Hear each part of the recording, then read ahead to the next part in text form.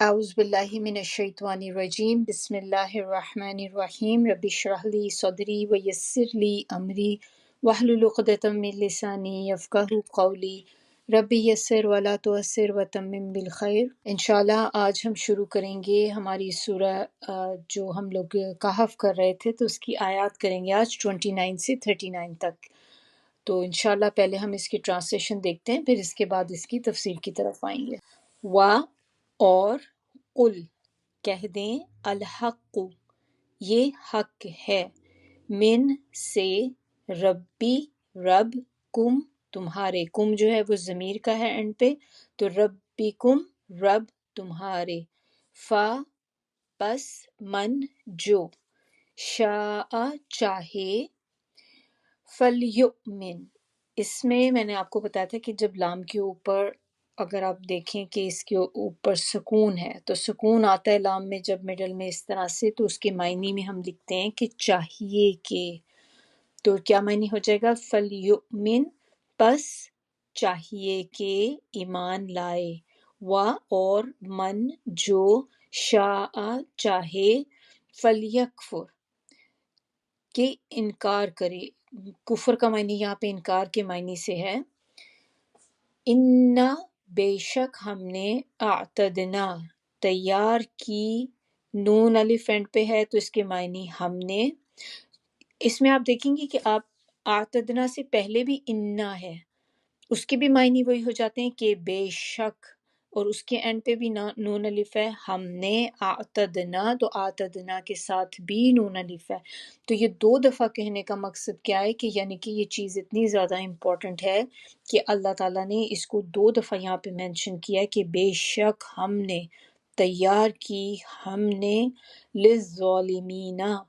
لیے ظالموں کے، لام ہے شروع میں جس کے معنی ہوں گے لیے، ظالمین ظالموں کے، نارن، نارن آگ کو کہتے ہیں، احاطہ،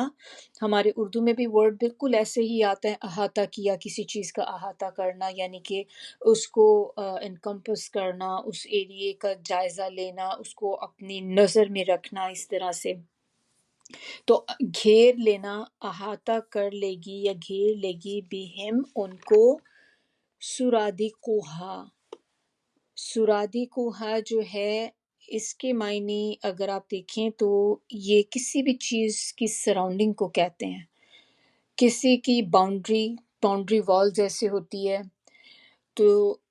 خیمہ جیسے ہم ہوتا ہے نا ٹینٹ لگاتے ہیں تو ٹینٹ کی بھی دیکھیں والز ہوتی ہیں، اسی طرح وہ شادیاں ہوا کرتی تھی پہلے پاکستان میں جب، تو گاؤں وغیرہ میں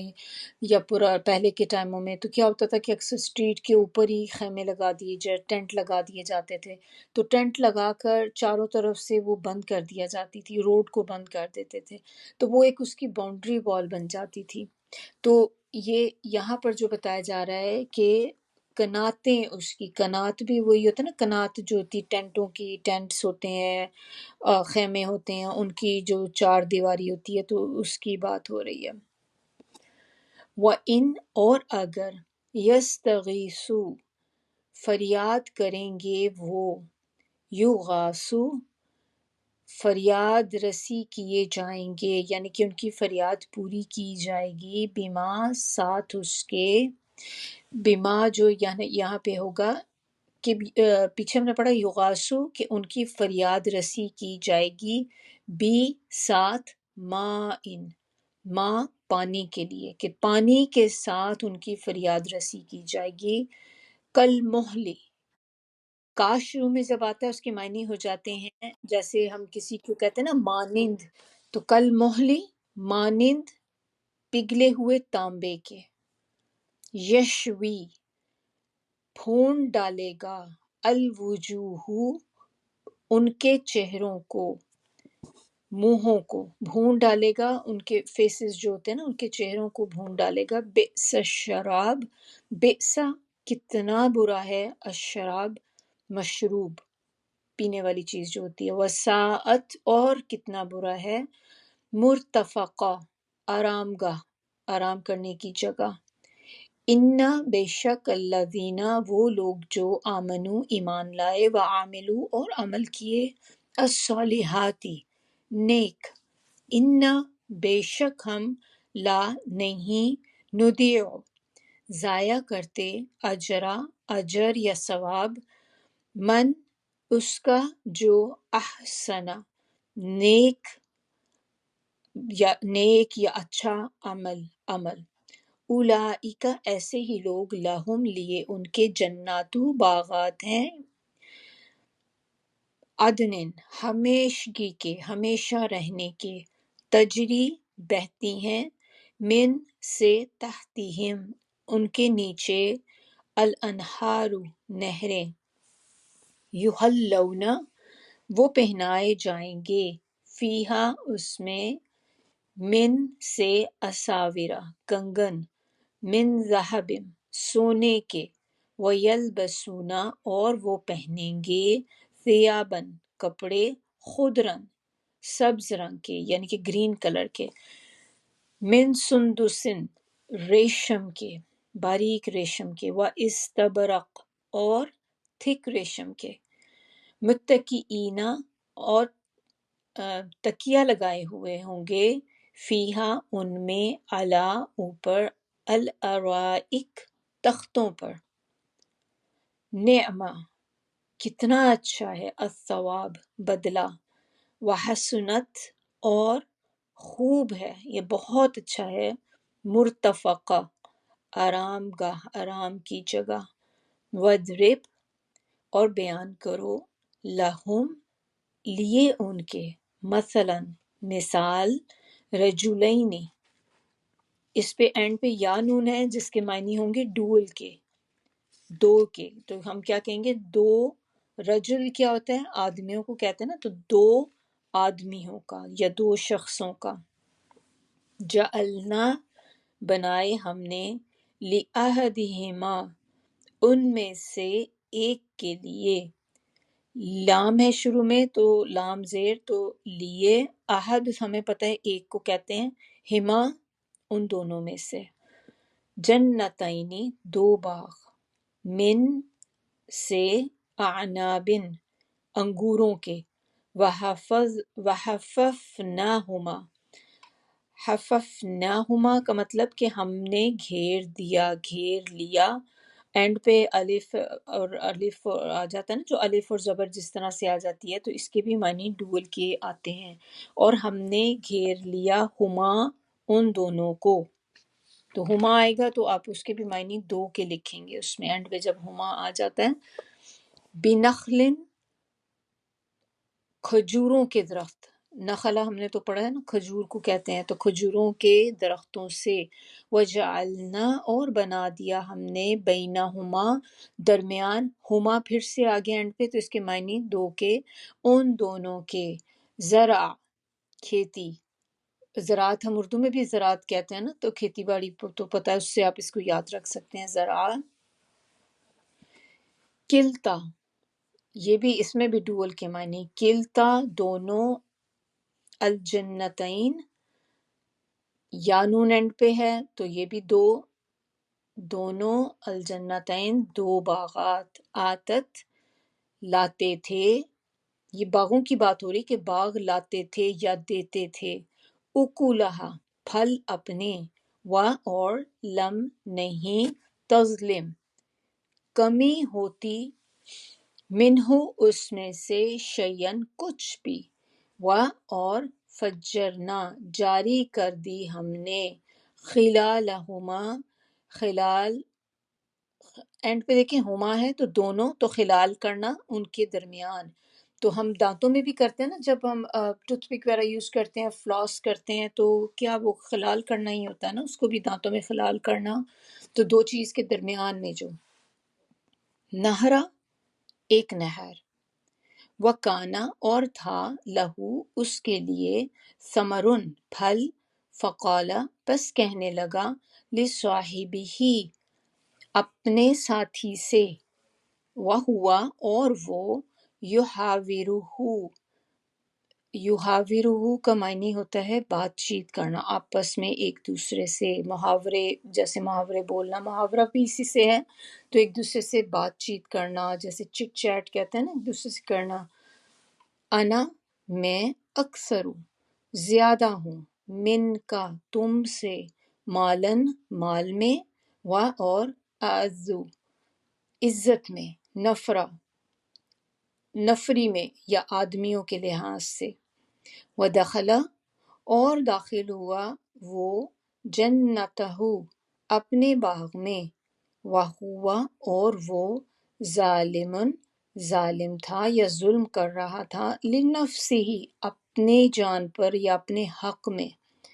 قالا کہنے لگا، ماں نہیں، اظن میں گمان کرتا،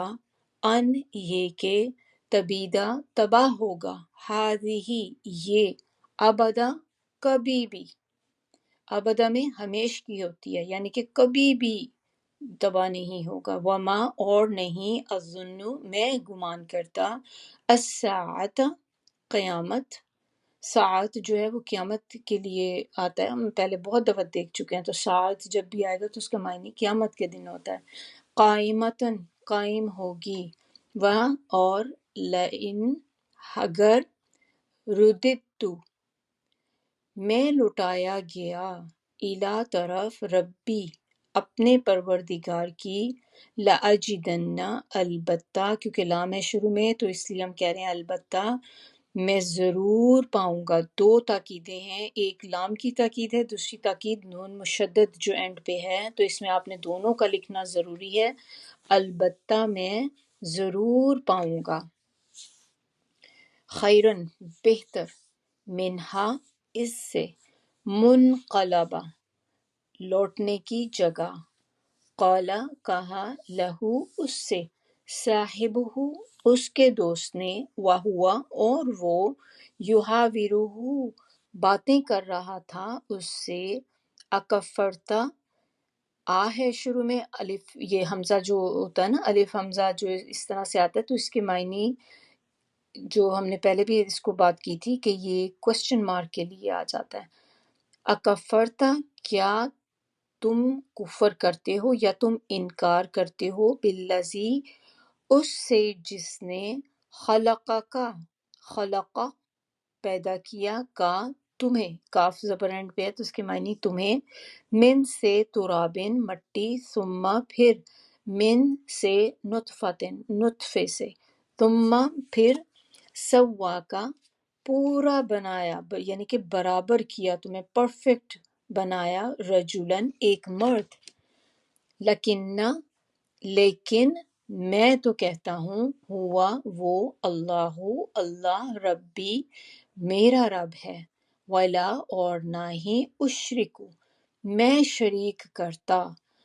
یہ جو اینڈ پہ کاف اور پیش ہے نا اس کے معنی ہوں گے میں، پہلے ہم نے دیکھا تھا کاف کے اوپر جب زبر آ جاتی ہے آخر میں تو اس کے معنی ہوتے ہیں کہ تم، لیکن کاف کے اوپر جب پیش یا دمہ آ جاتا ہے تو اس کے معنی ہوتے ہیں میں، ولا اشرکو اور نہیں میں شریک کرتا، بربی اپنے پروردگار کے ساتھ، احدن کسی بھی ایک کو، ولو اور، ولولا اور کیوں نہیں، اذ جب، دخلتا داخل ہوا، تو اس میں تا زبر بھی جب اینڈ پہ آتی ہے نا تو اس کے معنی بھی تم کے ہوتے ہیں، جیسے کاف زبر کے معنی ہے تو اسی طرح دخلتا داخل ہوا تم یا داخل ہوئے تم، جنتا کا باغ میں، جنت ہو گئی باغ، کاف زبر اینڈ پہ تو اپنے باغ میں اپنے، کلتا تم نے کہا، کل کے معنی کہنا، تا زبر اینڈ پہ تو تم نے، ماں جو، شاء چاہے، اللہ اللہ، لا نہیں، قوت کوئی قوت، الا مگر، باللہ ساتھ اللہ کے، ان اگر، ترنی تو دیکھتا ہے مجھے، انا کہ میں، اقل کمتر ہوں، نیچے ہوں، من کا تجھ سے، مالن مال میں، و اور ولدن اولاد میں، تو انشاءاللہ یہیں تک آج ہم اس کی کریں گے، اب اس کی ہم تفسیر کی طرف آتے ہیں۔ بسم اللہ الرحمن الرحیم، رب اشرح لی صدری ویسر لی امری واحلل عقدۃ من لسانی یفقہوا قولی۔ شروع کرتے ہیں تفسیر آیت نمبر 29 سے۔ آپ اس آج کا جو ہمارا لیسن ہے، آپ کو یاد ہوگا کہ پچھلے لیسن میں ہم نے جو قصہ پڑھا تھا، اور میں نے آپ کو جیسے بتایا تھا کہ یہ اس سورہ کے اندر 4 بڑے بڑے امپورٹنٹ واقعات ہیں جن کا جاننا بہت ضروری ہے۔ تو پہلا قصہ ہم لوگ کر چکے ہیں جو کہ غار والوں کا قصہ تھا، اور اس میں آپ کو پھر یہ بھی پتہ ہونا چاہیے کہ ہم قصہ جو پڑھ رہے ہیں، جو سٹوری پڑھ رہے ہیں، یہ جو اللہ تعالیٰ ہمیں بات بتا رہے ہیں، تو اس میں کیا چیز ہے جو ٹیسٹ کی جا رہی ہے، کس چیز کا ہمیں اپنے اندر جائزہ لینا ہے اور کیا چیز لرن کرنی ہے۔ تو جو غار والوں کا قصہ تھا اس کے اندر ٹیسٹ تھا یا ٹرائل آپ کہہ لیں، آزمائش تھی، وہ ایمان کی آزمائش تھی۔ آج کے لیسن کے اندر جو ہماری سٹوری ہوگی، یہ 2 باغ والوں کا قصہ ہے۔ ایک آدمی جس کے 2 باغ ہوں گے اس کا واقعہ ہے، اور اس کے اندر ہم دیکھیں گے کہ آئے گی بات فتنے کی یا ٹرائل کی، یہ مال و دولت کا ہے۔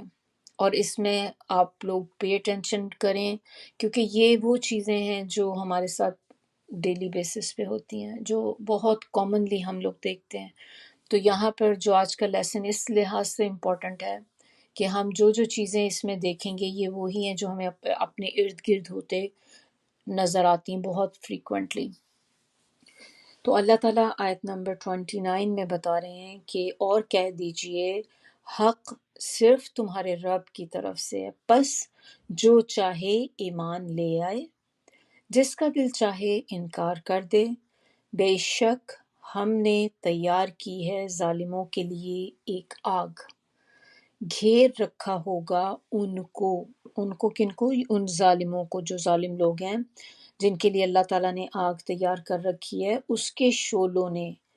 اور اگر وہ پانی مانگیں گے تو ان کی فریاد پوری کی جائے گی، پانی کے ساتھ جو محل کی طرح ہوگا، ان کے چہروں کو بھون ڈالے گا۔ کتنا برا پانی ہے اور کتنی بری آرام کی جگہ ہے۔ تو اس آیت میں دیکھیں اللہ تعالیٰ ہمیں کیا بتا رہے ہیں۔ سب سے پہلی چیز تو ہم یہ دیکھ لیں کہ حق جو لفظ یہاں پہ یوز ہوا ہے، اس کے معنی ایک تو وہی ہے جو ہم حق کے معنی لیتے ہیں، کہ ہم کہتے ہیں نا یہ حق ہے، چیز برحق ہے، بالکل سچ ہے، بالکل صحیح ہے، ہونے والی ہے، ہو کے رہنے والی ہے۔ ایک تو وہی معنی ہو گئے۔ دوسرا معنی یہاں پہ اس سے قرآن ہے، کیونکہ یہ قرآن بالکل سچا ہے، بالکل حق ہے۔ جو چاہے اس کو مانے اور جو چاہے اس کا انکار کر دے، یعنی کہ اللہ تعالیٰ ہمیں یہاں پر چوائس دے رہے ہیں، سب لوگوں کو چوائس دی جا رہی ہے۔ ہم وہ پڑھتے ہیں نا کہ لا اکراہ فی الدین، کہ دین میں کسی کے لیے بھی کوئی ایک طرح سے سختی نہیں ہے۔ یہ وہ سختی کی بات نہیں ہے کہ دین میں ونس آپ آ جاتے ہیں تو پھر اس میں تو سختی ہے۔ جب آپ نے کلمہ پڑھ لیا تو کلمے کے ساتھ آپ کے اوپر کچھ چیزیں ہیں جس کی آپ باؤنڈری کے اندر آ جاتے ہیں، پھر وہ کام آپ کو کرنے ہوتے ہیں۔ لیکن یہ جو بات ہے کہ زبردستی آپ کسی کو اسلام میں داخل نہیں کر سکتے۔ ونس آپ نے اسلام میں داخل ہو گئے تو پھر تو ظاہر سی بات ہے کہ ہم نے ایک دوسرے کو ریمائنڈر بھی دینے ہیں، ہم نے ایک دوسرے کو اس کی طرف بلا کے بھی لے کے آنا ہے، پھر آپ اپنی مرضی نہیں چلا سکتے۔ لیکن یہ بات اس سے پہلے ہو رہی ہے کہ اللہ نے قرآن بھیجا، اب ہماری مرضی، لوگوں کی مرضی کہ وہ اس قرآن کو مانے یا نہ مانے۔ لیکن اللہ تعالیٰ نے اس کے ساتھ آگے یہ بھی بتا دیا ہے کہ جو نہ مانے گا تو پھر اس کا انجام کیا ہوگا۔ کبھی کبھی ہم کہتے ہیں نا کہ ظلم ہو گیا، بہت ظلم ہو گیا، اللہ تعالیٰ نے اس کے ساتھ بڑا ظلم کر دیا، ایسے کیوں ہوتا ہے؟ اب یہاں پہ اگر آپ دیکھیں کہ اللہ تعالیٰ کی یہ ظلم ہے کہ اللہ کی رحمت ہے، کہ اللہ تعالیٰ نے انسان کو چوائس بھی دی، اور چوائس کے ساتھ اللہ تعالیٰ نے آپ کو یہ بھی بتا دیا کہ یہ اگر کام کرو گے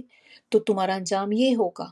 اور اگر یہ والا راستہ اختیار کرو گے تو تمہارا اینڈ اپ کیا ہوگا۔ پہلے سے کسی کو انجام سے آگاہ کر دینا یہ انسان کے لیے خیر خواہی کا باعث ہوتا ہے، یہ اس کے لیے ظلم کی بات نہیں ہوتی کہ کسی نے آپ کے ساتھ ظلم کر دیا۔ اسی طرح ہم لائف میں بھی جب کسی کو کہتے ہیں کہ دیکھو، بچوں کو ہم اکثر کہتے ہیں کہ اگر تم نے یہ کام کیا نا تو پھر دیکھنا پھر کیا نتیجہ ہوگا اس کا، اچھا نہیں ہوگا، you will be in trouble. تو یہ بات کر کے یا بچے کو وارن کر دیتے ہیں کہ بھئی اچھے کانسیکوینسز نہیں ہوں گے، اس سے پھر بچے کو 10 دفعہ سوچتا ہے کہ میں یہ کام کروں کہ نہ کروں، اگر میں نے ایسا کام کر دیا تو میرے پیرنٹس مجھ سے ناراض ہوں گے اور مجھے نہیں پتا مجھے کیا پنشمنٹ ملے گی۔ تو اسی طرح یہاں پر اللہ تعالیٰ نے ہمیں بتا دیا کہ جو کوئی انکار کرے گا، پہلے تو کہہ دیا کہ تمہاری مرضی، تم چاہو تو اس کو مان لو، چاہو تو انکار کر لو، لیکن اگر تم انکار کرو گے تو کیا ہوگا،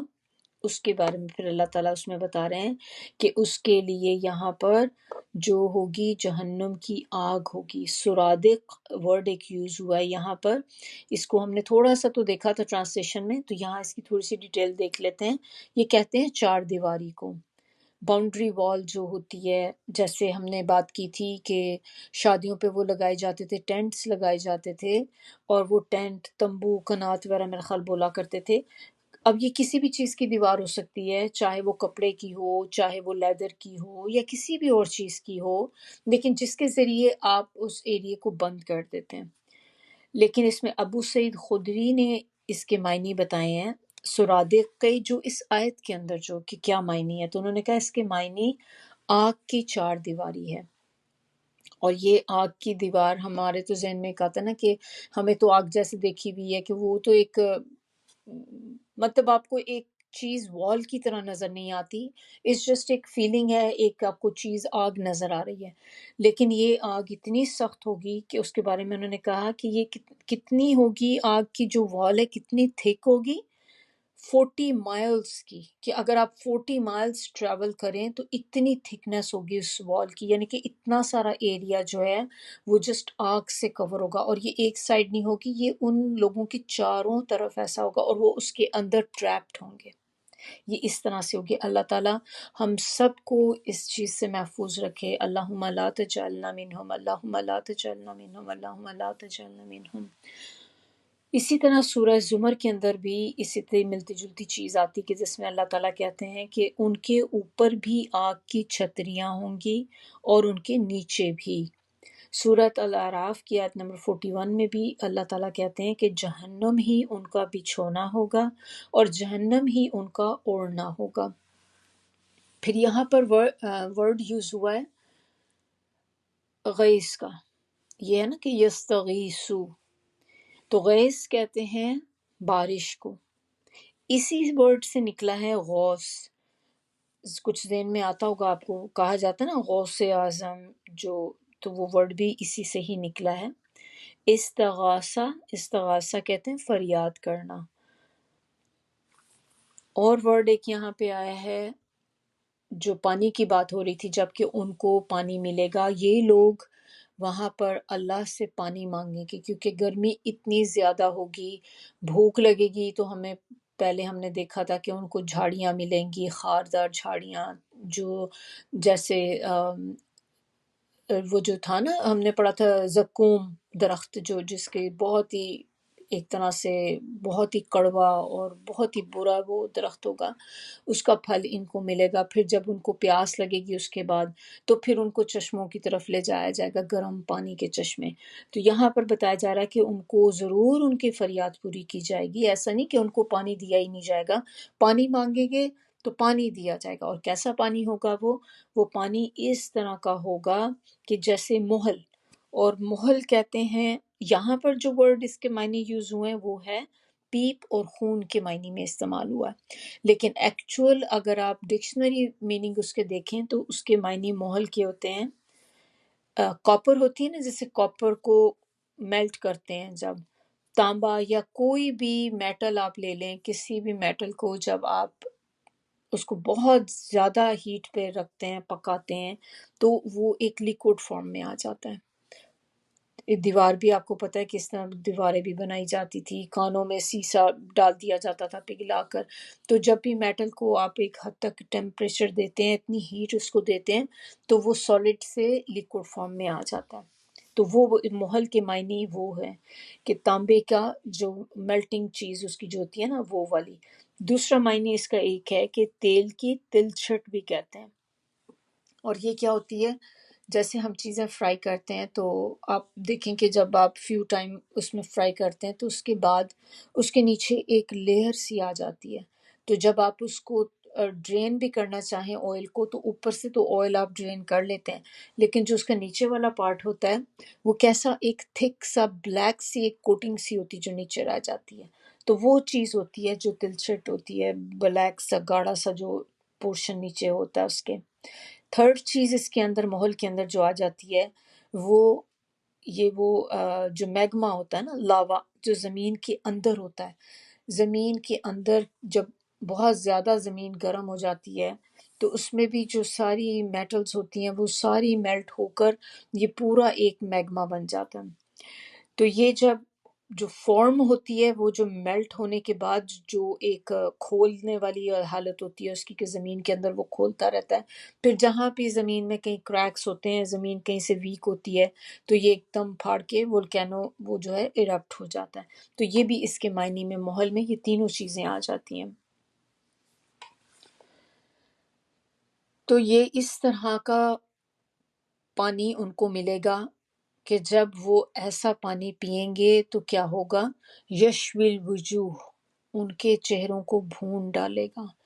اتنا سخت گرم پانی ہوگا اور اتنا ٹیمپریچر اس کا ہوگا کہ وہ چہرے ان کے میلٹ ہو جائیں گے، بھون جائیں گے، جیسے روسٹ کرتے ہیں آپ فائر کے اوپر کوئی چیز۔ بئس شراب، کتنی بری ہے پینے کی چیز، ڈرنک جو ہم کہتے ہیں کوئی بھی ڈرنک جو ہوتا ہے کہ کتنا برا ڈرنک ہے پینے کے لیے، وساعت مرتفقہ، اور کتنی بری آرام کی جگہ ہے جہاں پر یہ لوگ ہوں گے۔ مرتفقہ جو ورڈ ہے یہ بیسکلی اس کے معنی ہوتے ہیں کہ جب انسان سوتا ہے نا تو کبھی آپ دیکھیں کہ ایسی پوزیشن میں ہوتے ہیں کہ ہم بازو نیچے رکھا ہوتا ہے اور بازو کے اوپر اپنا سر رکھ کے سوتے ہیں، اس والی پوزیشن کو کہتے ہیں مرتفقہ، بازو پہ منہ رکھ کے سونا۔ اور یہ پوزیشن انسان تب کرتے ہیں جب آپ بہت زیادہ ریلیکسڈ ہوتے ہیں، آپ ریلیکس ہونے کے لیے آرام دہ حالت میں آپ نے ایسے بازو نیچے رکھا ہوتا ہے اور بہت آرام سے آپ سو رہے ہوتے ہیں، تو یہ آرام کو شو کرتی ہے۔ تو یہاں پر ہم نے دیکھ لیا کہ اللہ تعالیٰ نے کسی کو فورس نہیں کیا، اللہ تعالیٰ نے بتا دیا، دونوں چیزیں سامنے رکھ دیں کہ میں نے یہ کتاب جو بھیجی ہے یہ حق ہے، آگے کسی کی مرضی وہ اس کو مانے یا نہ مانے۔ پھر آیت نمبر 30 کے اندر دیکھیں کہ اللہ تعالیٰ کیا بتا رہے ہیں۔ ان الذین، بے شک وہ لوگ جو آمنوا وعملوا الصالحات، جو لوگ ایمان لائے اور جنہوں نے نیک عمل کیے، انا بے شک ہم لا نضیع اجر من احسن عملا، کہ بے شک ہم وہ لوگ جو ایمان لائے نیک عمل کیے بے شک ہم نہیں ضائع کریں گے اجر اس کا جو اچھے عمل یا کام کرے۔ یہاں پر آپ دیکھیں اللہ تعالیٰ نے عمل کرنا نہیں کہا خالی کہ جو بھی کوئی کام کرے اچھا کام، بلکہ احسن عملہ، اچھا کام کرے۔ احسن کے معنی ہم نے دیکھے تھے پہلے کہ احسن کیا ہوتا ہے، کسی بھی کام کو بیوٹیفائی کر کے کرنا، کسی بھی کام کو اس کے بیسٹ لیول پہ لے جا کے کرنا، یعنی کہ اس کو جس حد تک آپ اچھا کر سکتے ہیں اتنا اس کو کرنا، کہ آپ ایک کام جو ٹیمپریری طور پہ ایک آپ جیسے ہوتا ہے نا کہ جس نہ چاہتے ہوئے بھی کام کرنا، تو اس میں آپ دیکھیں کہ انسان کا دل بھی انوالو نہیں ہوتا، مجبوراً آپ کو کوئی کام کرنا پڑ جائے تو پھر آپ کیسے ہوتا ہے، بندہ ناک منہ چڑھاتا ہوا پاؤں مارتا ہوا کام کر رہا ہوتا ہے۔ کام تو آپ تب بھی کر لیں گے، رو پیٹ کے کر لیں گے، لیکن اسی کام کو جب آپ دل سے کرتے ہیں اور آپ کہتے ہیں کہ نہیں چلیں اب میں ٹائم نہیں ہے میرے پاس تو میں چلو جلدی جلدی صفائی کر لیتی ہوں، تو کس طرح کیا اوپر اوپر سے آپ کام کرتے ہیں۔ لیکن وہی کام جب آپ کہتے ہیں چلے میں کرنے ہی لگی ہوں تو پھر ایک ہی دفعہ کروں اور اچھا کر لوں تاکہ مجھے کم از کم 2-3 دن دوبارہ کام نہ کرنا پڑے، میں کر لوں ایک ہی دفعہ کروں لیکن اچھا کروں، اس کو کہتے ہیں احسن، کہ کریں تو بیسٹ لیول پہ لے جا کے اس کو کریں۔ تو یہاں پر بھی جو بات آ رہی کہ اللہ تعالیٰ اجر ضائع نہیں کریں گے کسی کا بھی جس نے عمل کیا ہوگا بہت اچھا، تو جو بھی آپ عمل کریں گے وہ اللہ تعالیٰ آپ کو ان کا بہترین اجر عطا کریں گے۔ اور ہمیں اسی طرح ایک اور سورہ میں پتہ چلتا ہے کہ اللہ تعالیٰ ہمیں جو یہ اجر دیتے ہیں، اللہ تعالیٰ کہتے ہیں کہ ایک رائی کے دانے کے برابر بھی اگر کسی نے کوئی عمل کیا ہوگا، چاہے وہ برائی کا عمل ہو چاہے نیکی کا عمل ہو، تو اللہ تعالیٰ اس کو بھی قیامت کے دن لے آئیں گے اور اس کے مطابق اس کو اجر ملے گا۔ نیکی کا کام کیا ہوگا، چھوٹا سا رائی کے دانے کے برابر بھی اس کا بھی اللہ تعالیٰ اجر دیں گے۔ اسی طرح برائی کی ہوگی رائی کے دانے کے برابر، تو اس کا بھی آپ کو اجر ملے گا بری فارم میں۔ تو احسن کے اندر دو چیزیں آتی ہیں، ایک تو اخلاص ہونا لازمی ہے، کہ اخلاص مین کہ پیورٹی آپ کی انٹینشنز جو ہیں وہ پیور ہوں، خالص اللہ کے لیے ہو۔ دوسری چیز اس میں سنت کی پیروی کرنا، یعنی کہ وہ چیز آپ کو سنت سے بھی ثابت ہو کہ جو کام میں کر رہی ہوں یہ نبی صلی اللہ علیہ وسلم نے بتایا بھی ہے یا نہیں، نبی صلی اللہ علیہ وسلم نے اس کو کیا ہے یا نہیں کیا۔ اگر آپ کو کوئی چیز سنت سے ثابت نہیں ہوتی، آپ کو ایسے ہی کسی نے بتائی ہے اور آپ اس پہ عمل کرنے لگ جاتے ہیں، تو وہ پھر احسن کے درجے پہ نہیں جائے گی، کیونکہ نبی صلی اللہ علیہ وسلم نے جو چیزیں ہمیں بتا دیں وہی چیزیں ہیں جو اصل اسلام ہے، کیونکہ وہ کبھی بھی کوئی بھی چیز اپنی طرف سے نہیں بولا کرتے تھے، وہ جو بھی چیز کہتے تھے وہ اللہ ہی کی طرف سے بولتے تھے۔ تو اللہ تعالیٰ نے نبی صلی اللہ علیہ وسلم کے ذریعے یہ اسلام، دین اسلام جو ہے اس کو ہمارے پر مکمل کر دیا۔ اب اس کے بعد سے کوئی چیزیں اندر آ گئیں تو ہمیں اس پر عمل نہیں کرنا چاہیے، ایسی چیزوں پر، جب تک کہ آپ کو یہ کنفرم نہ ہو جائے کہ یہ چیز اوتھینٹک ہے، کیونکہ اس میں آپ اپنی انرجی ضائع کر رہے ہیں، آپ اپنا ٹائم ضائع کر رہے ہیں، اور آپ کو اینڈ پہ رزلٹ بھی نہ اگر اس کا ملے تو آپ خود سوچیں کہ اس ٹائم میں آپ کوئی ایسی تسبیح کر سکتے تھے جو ہمیں سنت سے ثابت ہے، تو اس کا آپ کو اجر بھی ملتا۔ تو ہمارے پاس ٹائم بہت لمیٹڈ ہے، وقت کم ہے، اس میں ہم ایسی چیزوں کے اوپر اپنا وقت ضائع نہیں کر سکتے، تو ہمیں اپنی لائف جو ہے بہت سوچ سمجھ کے ایک ایک قدم اٹھانا ہے اپنی زندگی کا۔ آیت نمبر 31 کے اندر اللہ تعالیٰ کہہ رہے ہیں اولئک، یہی ہیں وہ لوگ، کون سے لوگ ہیں جن کا پچھلی آیت میں ذکر، آیت نمبر 30 کے اندر، لہم ان کے لیے جنات عدن، جن کے لیے باغات ہیں، جنات جو ہے جمع ہے باغوں کی، تو جنات باغ ہیں، عدن، عدن کہتے ہیں یہ جنت کا نا مڈل پورشن کو کہتے ہیں، اور ایک جنت کا نام بھی ہے عدن۔ تو اللہ تعالیٰ ان کو وہ دیں گے جنات عدن، اور خالی باغ ہی نہیں ہوگا، کیا ہوگا، اور اس میں ساتھ تجری من تحتہم الانہار، ایسے باغ ہوں گے وہ کہ جن کے نیچے سے نہریں بہتی ہوں گی۔ پھر اور کیا ہوگا، خالی یہیں پہ اینڈ نہیں ہو جاتا، یحلون فیہا من اساور من ذہب، ان کو پہنائے جائیں گے، ان باغوں کے اندر ان کو پہنائے جائیں گے کنگن جو سونے کے بنے ہوں گے۔ اساور کہتے ہیں کنگن اور ذہبہ کہتے ہیں سونے کو۔ یحلون، پہنائے جائیں گے، یعنی کہ دیکھیں کہ کتنے آنر کی بات ہے کہ جب آپ کسی شادی میں جاتے ہیں تو آپ کو سم ٹائم کیا ہوتا ہے کہ وہ عورتوں کو وہ دیے جاتے ہیں،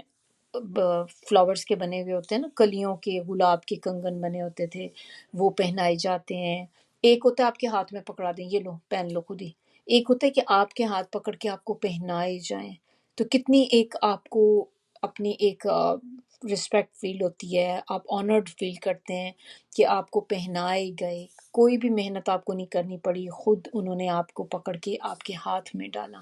اسی طرح آپ دیکھیں کہ دلہن جو تیار ہوتی ہے تو دلہن کی شادی پہ بھی اس کو زیورات پہنائے جاتے ہیں، وہ خود تو نہیں سارے کام کاری ہوتی، اس کو تیار کیا جاتا ہے، میک اپ کیا جاتا ہے، اس کے بعد جب دیکھیں جو بعد میں تیار ہونا پہننا تو خود ہی کر رہی ہوتی، لیکن شادی کے دن خاص طور پہ اس کی دوستیں اس کو تیار کراتی، بہنیں جو بھی فیملی والے لوگ ہیں اس کو پہنائے جاتے ہیں، زیور پہناتے ہیں، اس کو تیاری کرتے ہیں، میک اپ کیا جاتا ہے۔ تو اسی طرح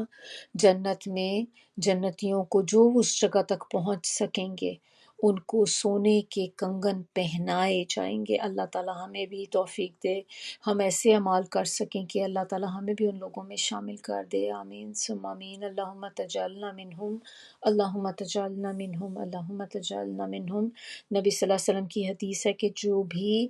شخص آپ جب بھی ہم میں سے کوئی جب قرآن پڑھیں تو قرآن کی کسی ایسی آیت پر آئیں جس میں جہنم کا، آگ کا ذکر ہے، اللہ کے عذابوں کا ذکر ہے، تو آپ 3 دفعہ اس سے پناہ مانگیں۔ اور اسی طرح جہاں پر اللہ تعالیٰ کی نعمتوں کا ذکر ہے، اللہ کی جنت کا ذکر ہے، تو پھر آپ اللہ تعالیٰ سے 3 دفعہ اس سے مانگیں، تو اللہ تعالیٰ پھر آپ کو وہ چیز عطا کر دیتے ہیں۔ پھر اور کیا ہوگا؟ خالی کنگن پہنا کر بس نہیں کر دی جائے گی، اس کے بعد پھر ظاہر ہے آپ دلہن کو بھی دیکھیں زیور پہنایا جاتا ہے، تو ایسے تو نہیں کہ گھر کے کپڑوں میں دلہن چلی جاتی، زیور پہنایا جاتا ہے، تو کپڑے بھی اس کے اسی حساب کے شادی کے دن کے کپڑے ہوتے ہیں۔ تو یہاں پر بھی دیکھیں، یلبسون ثیابا خضرم من سندس و استبرق، کپڑے ان کو پہنائے جائیں گے بہت باریک ریشم کے اور تھک ریشم کے، یعنی کہ اب کس طرح سے ہوگی واللہ عالم، کہ کیسے کپڑے ہوں گے کہ بہت ہی نفیس قسم کا ریشم ہوگا، اور اس کے نیچے ہو سکتا ہے جو اس کی لائننگ لگی ہوئی ہوگی وہ تھک ریشم کی ہوگی۔ تو دونوں طرح کے ذکر کے، تھن ریشم بھی اور تھک ریشم بھی ہوگا، اور ہوں گے کس کلر کے؟ خضرن، گرین کلر کے۔ تو یہاں سے ہمیں کیا بات دیکھیں پتہ چلتی کہ جنت میں جو جنتیوں کے لباس ہوں گے سبز رنگ کے ہوں گے، گرین کلر کے ہوں گے۔ متکئین، اب کپڑے پہن لیے، جیولری پہن لی، اب کیا ہوگا؟ اور وہ باغات میں بھی ہیں، نیچے نہریں بھی بہہ رہی ہیں، اب کیا کرنا ہے؟ اب کھڑے ہی رہنا ہے، ظاہر ہے کھڑے تو نہیں رہیں گے نا پہن کے۔ پھر اس کے بعد کیا کریں گے؟ متکئین فیہا علی الارائک، پھر وہ بیٹھیں گے تختوں پر۔ اب آپ ویژولائز کریں، پکچرائز کریں اس چیز کو، کہ آپ اپنی امیجنیشن یوز کر سکتے ہیں، کہ آپ سٹوری بنائیں دماغ میں کہ دیکھیں کیسا خوبصورت ایک باغ ہو۔ اکثر ہوتا ہے نا پارٹیز ہماری ہوتی ہیں، ان کو باہر لان میں کیا جاتا ہے، بہت خوبصورت سا ارینج کیا جاتا ہے، واٹر فال بنا دی جاتی ہے، اندر چیئرز لگائی جاتی ہیں، تو اسی طرح سے یہ بہت خوبصورت باغ ہے، باغ کے نیچے سے نہریں بہہ رہی ہوں گی، اور اس کے اوپر ان کو جو لوگوں کو زیورات پہنائے جائیں گے، ان کو خوبصورت لباس پہنائے جائیں گے، پھر اس پانی کی نہریں ہوں گی، اور ان کے اوپر دیکھیں تخت لگے ہوئے ہوں گے، تختوں پر بیٹھیں گی یہ لوگ، تکیہ لگائے ہوئے ہوں گے ان تختوں پر۔ اور یہ ارائی کا جو ہے نا، یہ جمع ہے اریکہ کی۔ اریکہ کہتے ہیں ایسا تخت، ایسی چیئر یا ایسا بیڈ، کوئی ریکلائنر بیسیکلی اس قسم کا جس کے اس کے اوپر ایک چھتری بھی ہوتی ہے اور اس کے نیچے قالین بھی ہوتا ہے، تو اس طرح کا وہ بیڈ ہوگا یا اس طرح کا ریکلائنر ہوگا کہ جس کے اوپر امبریلا بھی ہوگی یا کینوپی ہوگی۔ دلہن کی سب سے اس کی جو اگزامپل جو آپ لے سکتے ہیں، جو آپ کو بہت اچھی بات جس سے سمجھ آئے گی، کہ ہم جیسے دلہن کی شادی ہوتی ہے تو اس کے جو روم سجایا جاتا ہے، تو اس کا بیڈ دیکھیں، اس کا بیڈ آپ ذہن میں لے کے آئیں کہ بیڈ کو اس کو ڈیکوریٹ کیا جاتا ہے، پھر اس کے اوپر مسحری جو بناتے ہیں تو اس کے اوپر ایک کینوپی کی طرح کی بھی چیز لگتی ہے، سم ٹائم وہ فیبرک کی ہوتی ہے، سم ٹائم آپ دیکھیں کہ گلاب کی پتیاں جو ہوتی ہیں، گلاب کے پھول ہوتے ہیں، ان سے بھی وہ لڑیاں بنا کر وہ لگائی جاتی ہیں، تو پورے بیڈ کو ڈیکوریٹ کیا جاتا ہے۔ تو وہ ایک ایسی چیز جو اوپر سے آتی ہے امبریلا کی طرح اور اس کو چاروں طرف سے کور کر لیتی ہے، تو بالکل اسی طرح ہی جیسے مسحری ہوتی ہے، تو یہ لوگ جب تو دلہن کی طرح ان کو سجایا جائے گا تو پھر ان کے جو تخت ہوں گے وہ بھی دلہنوں کی مسحری کی طرح ہوں گے، کہ وہ ایسے نہیں ہوگا کہ بالکل لوگوں کے سامنے اوپن بیٹھے ہوئے، یعنی کہ ہر بندے کا اپنا جو بیڈ ہوگا وہ اس کا ایک ککون ہوگا چھوٹا سا، اس کی ایک پرائیویٹ ایریا ہوگا اس کا، کہ وہ اس کے اندر لیٹا بھی ہوگا لیکن اس کی اپنی پرائیویسی بھی ہوگی وہاں پر۔ تو کتنی خوبصورت آپ دیکھیں کہ جنت، تبھی تو کہتے ہیں کہ اللہ تعالیٰ کہتے ہیں کہ یہ جنت وہ ہوگی جو کسی آنکھ نے کبھی دیکھی نہ ہوگی، نہ کبھی کسی نے تصور کیا ہوگا۔ اپنی زندگی کی خوبصورت سے خوبصورت بھی چیز جو آپ نے دیکھی ہے کبھی ذہن میں لے کر آئیں کہ کتنا خوبصورت وہ جگہ تھی جہاں پر ہم گئے تھے، وہ بھی جنت کے آگے کچھ نہیں، کہ جنت اتنی خوبصورت جگہ ہوگی۔ تو اس کے بعد میں اس کے آگے خود اللہ تعالیٰ خود ہی بتا رہے ہیں کہ دیکھو یہ سارا کچھ دے کر اللہ تعالیٰ کہتے ہیں نعم الثواب، کتنا اچھا بدلہ ہوگا جو ان کو ملے گا۔ اور یہ کس چیز کا بدلہ ہوگا جو انہیں ملے گا؟ جو ہم نے آیت میں پیچھے دیکھا نا، کہ جو انہوں نے عمل کیے ہوں گے نیک، احسن عملا، نیک عمل اور بہترین عمل جو ان کے کیے ہوں گے اس کا اللہ تعالیٰ کتنا خوبصورت اجر ان کو دیں گے کہ جس کا وہ بندہ تصور بھی نہیں کر سکے گا کبھی کہ کیا چیز یہ تھی، چیز جو اللہ نے میرے لیے رکھی تھی، تھوڑی سی محنت جو مجھے دنیا میں کرنی پڑی تو اللہ نے اس کے بدلہ مجھے کتنا خوبصورت عطا کیا۔ اور آگے اللہ تعالیٰ کہتے ہیں وَحَسُنَتْ مرتفقہ، اور کتنی خوبصورت یا کتنی ہی اچھی جگہ ہے وہ آرام کی، یعنی کہ یہ وہ جگہ ہوگی جس کی انسان خواہش کرے گا کہ ایسی جگہ جہاں پہ آپ جائیں گے اور وہ چیز کبھی آپ سے چھنے گی نہیں، ہمیشہ کی والی چیز کہ جب آپ ایک دفعہ اس جگہ چلے جائیں گے تو پھر آپ ہمیشہ وہاں پہ رہیں گے، تو بہت ہی اچھی آرام کی جگہ ہوگی وہ۔ اب یہ دیکھ لیا آپ نے کہ پچھلی آیات میں تو ہم نے دیکھا کہ انکار کرنے والوں کا، اب اس آیت میں ہمیں اللہ تعالیٰ نے انجام بتا دیا کہ جو اللہ کا کہنا مانیں گے، اس کتاب پر ایمان لے کر آئیں گے، قرآن پر ایمان لے کر آئیں گے، ان کو اللہ تعالیٰ کیا کیا اجر دیں گے۔ اب بھی ہمارے سامنے جنت نہیں ہے، ہمارے سامنے قیامت کا دن نہیں ہے، اگر اس وقت اللہ تعالیٰ ہمیں یہ بات بتا رہے ہیں تو دیکھیں یہ اللہ کی رحمت ہے کہ نہیں ہے، کتنی بڑی رحمت اللہ تعالیٰ کی ہے کہ اللہ تعالیٰ نے ہمیں وقت آنے سے پہلے دونوں صورتیں ہمارے سامنے رکھ دیں کہ ابھی بھی وقت ہے، ابھی بھی دیکھ لو، اپنے راستے بدل لو، اگر آپ اس راستے پر نہیں چل رہے ابھی بھی آپ اپنا جائزہ لیں، اپنی اصلاح کر لیں کہ اگر آپ دوسرے راستے پہ چل رہے ہیں تو اس کا اینڈ ریزلٹ کیا ہوگا، تو آپ اپنی ڈائریکشن چینج کر لیں، کیونکہ ونس قیامت کے دن آ گیا، قیامت کے دن ہم پہنچ گئے اس جگہ پہ، قیامت والی جگہ پر، پھر تو دیر از نو یو ٹرن۔ بہت سے لوگ اس دن یہ خواہش کریں گے کہ کاش ہمیں ایک موقع اور مل جائے، ہم دوبارہ لائف میں واپس جائیں اور جا کر اپنے اعمال چینج کر لیں، لیکن اس وقت آپ کچھ بھی نہیں کر سکیں گے۔ اگر ہمیں کچھ کرنا ہے، اپنے آپ کو کرنا ہے، بدلنا ہے، تو دس از دا ٹائم، یہ وقت ہے، اور یہ اللہ تعالیٰ کی بہت بڑی رحمت ہے۔ اسی لیے آپ نے دیکھا ہوگا کہ قرآن کو اللہ تعالیٰ نے کتنی جگہ پہ بولا ہے کہ یہ قرآن رحمت ہے للمومنین، مومنوں کے لیے، کہ اللہ تعالیٰ اسی قرآن کے ذریعے ہمیں یہ بتا دیتے ہیں کلیئر کر کے کہ یہ آپ عمل کریں گے، اور یہاں پر یہ بھی دیکھیں بتایا گیا کہ خالی عمل ہی نہیں کرنے، احسن عمل کرنے، ایسے عمل جس میں آپ کی نیت بھی خالص ہو اور وہ ہمیں سنت سے بھی ثابت ہوں۔ تو الحمدللہ اس کے بعد بھی اگر ہم لوگ اس چیز کو اپنانے میں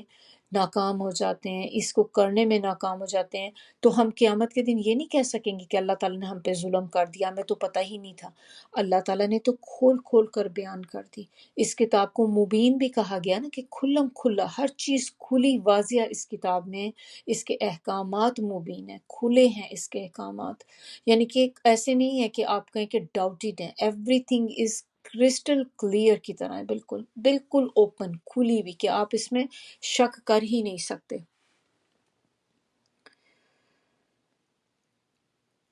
اب ہم نے اپنے آپ کو دیکھیں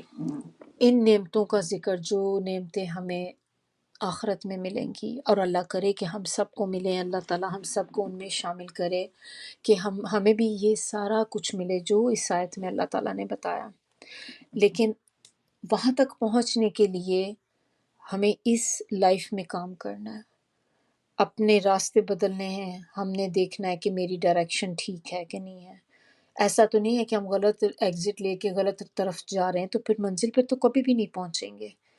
آپ کے پاس آپ کا جی پی ایس ہونا چاہیے جو آپ کو گائیڈ کرے، اور ایگزیکٹ گائیڈ کرے کہ کس طرف جانا ہے،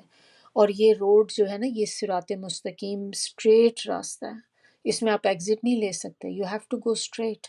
اور اس کی ہمیں ڈائریکشن ساری اس کتاب سے پتہ چلتی ہے۔ یہ والے جو نعمتیں ہیں، یہ وہ نعمتیں ہیں جو کبھی ختم نہیں ہوں گی۔ ایک دفعہ انسان جنت میں چلا جائے اور اس کو یہ ساری نعمتیں ملیں گی تو وہ کبھی چھنیں گی نہیں اس سے۔ اور دنیا میں ہم کتنے بھی امیر کیوں نہ ہوں، ہمارے پاس کتنے بڑے گھر کیوں نہ ہوں، کتنی نعمتیں کیوں نہ ہوں، مال و دولت، اولاد، سب کچھ آپ لے لیں، کوئی ایک چیز آپ سوچیں کہ کوئی ایک چیز بھی ایسی ہے جو ہمیشہ ہمارے پاس رہے گی؟ اولاد بھی چلی جاتی ہے، ہم بھی چلے جائیں گے، مال بھی چلا جائے گا، گھر بھی چلا جائے گا، سب چیزیں اس دنیا کی فانی ہیں، سب چیزیں چلی جانی، فنا ہونے والی، ختم ہونے والی۔ تو ہم نے اپنا ٹائم جو زیادہ لگاتے ہیں، کہاں لگاتے ہیں؟ وہ ان چیزوں کے پیچھے ضائع کرتے ہیں ٹائم جو رہنی ہی نہیں ہے۔ انسان اچھا گھر بنانے کے لیے کتنے تردد کرتا ہے، ایک اچھا ٹھکانہ لینے کے لیے انسان محنت کرتا ہے، پہلے ایک گھر لیتا ہے، پھر اس کی تسلی نہیں ہوتی، نہیں اب ہمارے جاننے والوں نے بڑے گھر لے لیے ہیں، ہمارا بھی گھر بڑا ہونا چاہیے، اب آپ کی جاب سے تو آپ اس کو پورا نہیں کر سکتے، پھر آپ کہتے ہیں کہ نہیں اب مجھے ایکسٹرا کام کرنا ہے، زیادہ آورز لگانے ہیں، یا پھر زیادہ آور لگائیں گے یا پھر غلط آپ طریقے اپنا لیں گے، رشوت شروع کر دی، یا آپ نے لوگوں سے ہتھیانا شروع کر دیا، ان کا دھوکے سے پیسہ لے لیا کیونکہ آپ کی جو ضروریات پوری نہیں ہو رہی، اب آپ کسی اور طرح پوری کر بھی نہیں پا رہے، تو پھر آپ سم ٹائم اپنے بچوں کو خوش کرنے کے لیے، بیوی کو خوش کرنے کے لیے انسان ایسے ایسے کام کرنا شروع کر دیتا ہے جو جائز نہیں ہوتے، اور اس کا مین آپ کا کیا ہوتا ہے کہ اس سے آپ نے ان کو یا تو اچھے کپڑے، زیور یا اچھا گھر لے کے دینا ہوتا ہے۔ تو ہماری کوششیں جو ہوتی ہیں وہ اس دنیا کی حد تک ہوتی ہیں، اتنی محنت، اتنی کوشش اگر ہم اپنی آخرت کے لیے کر لیں تو آپ دیکھیں کہ انسان وہاں پر پہنچ جائے گا جو چیز اللہ تعالیٰ نے اس آیت میں بتائی ہے۔ اور جس چیز کے لیے ہم محنت کر کر کے اپنا آپ کھپا دیتے ہیں، اپنا آپ ہلکان کر دیتے ہیں، اور وہ چیزیں ہیں جو ہمیں نہیں پتہ کہ ہم گھر لیں، گھر میں جا کے رہنا بھی نصیب ہو کہ نہیں، یا کچھ دن ہی آپ رہیں تو گھر میں کوئی مسئلہ ہو جائے، گھر میں کوئی ایسی جیسے ہوتا ہے کہ کوئی فلڈنگ ہو گئی، باہر فلڈ آ گیا، گھر بہہ گئے، پورے کے پورے گھر تباہ ہو گئے، ارتھ کوئک آ گیا، گھر ٹوٹ گیا، آگ لگ گئی گھر میں، کتنی چیزیں ہو سکتی ہیں، تو وہ آپ کی ساری محنت ضائع ہو گئی۔ تو اس سے بہتر ہے کہ محنت کریں، ایسی محنت اور اس جگہ پہ محنت کریں جہاں پہ آپ کو اس کا ایک فائدہ ہوگا، ہمیش کی فالہ۔ دنیا کو اسی اتنی ہی اہمیت دیں جس کی وہ آپ کہنا ڈیزرو کرتی، جتنا وہ ہم چیزوں کو ان کی اہمیت سے زیادہ، جتنی ان کی ویلیو ہوتی ہے اس سے زیادہ ان کو ہم اہمیت دیتے ہیں۔ تو ہر چیز کو اس کے مقام پر رکھیں، جس کو جتنا وہ ڈیزرو کرتا ہے اس کو اتنا ہی آپ رسپیکٹ دیں۔ دنیا کو اسی طرح ٹریٹ کریں کہ جیسے آپ ٹیمپریری کسی جگہ پہ جاتے ہیں، جب ہم کسی ویکیشن پہ کہیں جاتے ہیں دوسرے کنٹری میں، دوسرے سٹی میں، تو ہم ٹیمپریری طور پہ رہتے ہیں، تو ہم وہاں کیا کرتے ہیں، آپ وہاں جا کے کوئی جائیدادیں تو نہیں بنانی شروع کر دیں گے نا، آپ کیا کرتے ہیں، آپ جا کے روم رینٹ کرتے ہیں، آپ کو رات گزارنی ہے تو آپ وہاں پہ رینٹ کریں گے، ایک رات کا رینٹ، 2 رات کا رینٹ، جتنے بھی دیر آپ نے ایک ویک ٹھہرنا ہے، ہوٹل میں آپ جا کے نائٹس لیتے ہیں، بک کرتے ہیں اپنی، آپ یہ تو نہیں کہیں گے کہ میں یہاں پہ آئی ہوں 1 ہفتے کے لیے تو میں ایک روم خرید لیتی ہوں۔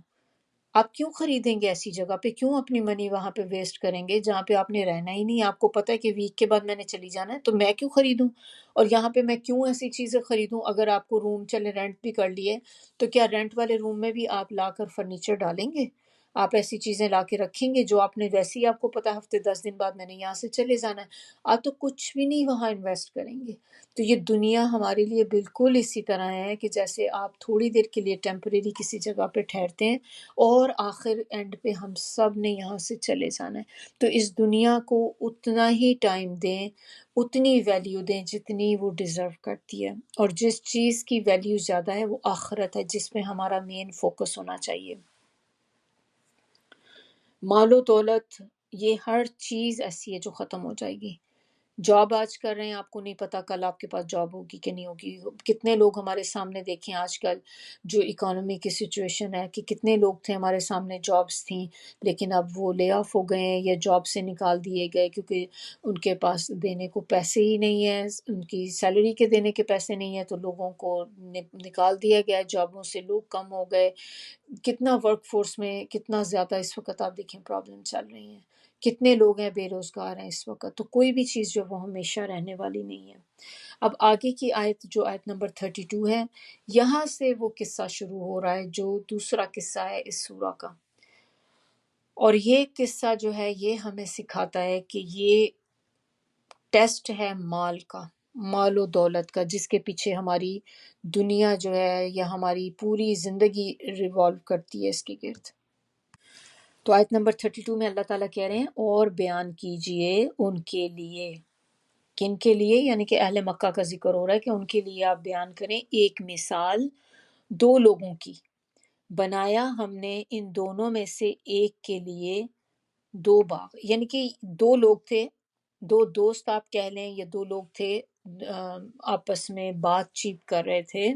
اللہ تعالیٰ نے ان میں سے ایک بندے کو دو باغ دیے ہوئے تھے. دو باغ جو تھے وہ انگوروں کے تھے، اور گھیر دیا ان باغوں کو ہم نے کھجور کے درختوں سے، اور بنائی ہم نے ان باغوں کے درمیان ایک کھیتی بنائی. یعنی کہ اگر آپ ذہن میں لے کر آئیں تو بڑے سے دو باغ ہیں، ان کے بالکل آؤٹ سائڈ پہ ان کے جو آپ کہہ لیں آؤٹر جو وال ہے، ان سب کے ساتھ چاروں طرف ان کے کھجور کے درخت ہیں. کھجور کے درختوں کے اندر انگور کی بیلیں ہیں، اور پھر جو درمیان کا حصہ ان باغوں کا ہے وہاں پر کھیتی ہے، یعنی کہ بہت ساری فروٹس ویجیٹیبلز لگی ہوئی ہیں. عربوں کے ہاں یہ جو اللہ تعالیٰ نے یہ انگوروں کی کیوں بات بتائی کہ انگور کے اس کے پاس تھے، تو انگور کے جو درخت ہوتے ہیں نا، یہ عربوں کے لیے بہت ہی پریشس ہوتے تھے. انگوروں کے جو باغات یا ان کی وائنز جو ہوتی ہیں، اور یہ بہت ہی پسندیدہ ہوتے تھے ان کے. تو اس بندے کو وہ ملے ہوئے تھے. اور کھجور تو آپ کو پتہ ہے کہ ویسے ہی عربوں میں جو ہے بہت کامن تھی، بلکہ ان کا مین سٹیپل ہی آپ کہہ لیں ایک طرح سے کھجور تو ان کا کھانا بھی ہوتا تھا. تو اللہ تعالیٰ نے کہنے کا مقصد یہاں پہ کہ اس بندے کو اتنے جو باغ تھا اتنا خوبصورت اور اتنا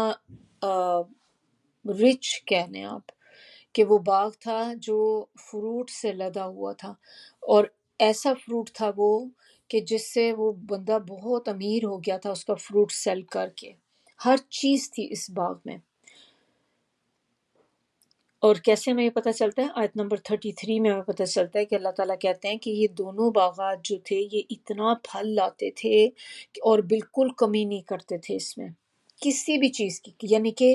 کبھی کبھی ہمارے پاس کیا ہوتا ہے کہ ہم نے بھی فروٹ ٹریز لگے ہوتے ہیں، کبھی تو اس میں آپ نے دیکھا کہ کبھی بہت زیادہ پھل لگ جاتا ہے اور کبھی اس میں کوئی پھل نہیں آتا یا بہت کم پھل آتا ہے. تو اس بندے کے جو باغات تھے یہ وہ تھے جو کمی نہیں کرتے تھے. ایسا نہیں ہوتا تھا کہ اس کو آپ کہہ لیں کہ اب اس کے درخت جو ہیں یہ فروٹ ہی نہیں لگا ہوا اس دفعہ ان میں. وہ اتنا پھل دیتے تھے کہ بھرے ہوئے لدے ہوئے ہوتے تھے وہ درخت ان سے. اور ان کے درمیان میں اور کیا ہوتا تھا؟ ان کے درمیان میں ایک نہر بھی تھی. دو باغ اور ان کے درمیان سے نہر بہتی تھی. یعنی کہ پانی کا بندوبست بھی اللہ تعالیٰ نے ادھر ہی کیا ہوا ہے. ورنہ کیا ہوتا ہے کہ سم ٹائم آپ کو پانی پائپس کے ذریعے لے کے آنا پڑتا ہے، آپ کو اریگیشن کا کوئی سسٹم بنانا پڑتا ہے جس کے ذریعے آپ کی فصلیں جو ہیں ان کو پانی ملتا رہے. لیکن اس شخص کے لیے اللہ تعالیٰ نے تو نہر ہی درمیان میں سے بنا دی کہ نہر ہے تو پانی کی ایبنڈنس، پانی اتنا پانی ان کے پاس کہ آپ کو ضرورت ہی سوچنے کی ضرورت نہیں کہ پانی میں کہاں سے لے کر آؤں، کیسے پورا کریں. تو نہر تھی، تو اسی لیے اس کے باغات بھی جو تھے دونوں باغ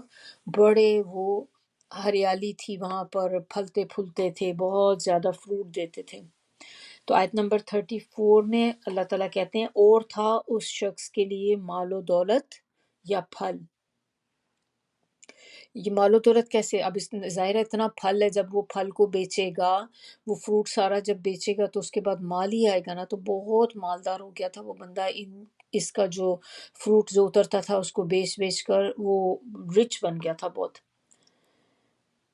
تو ایک دن اپنے ساتھی کے ساتھ بات کر رہا تھا.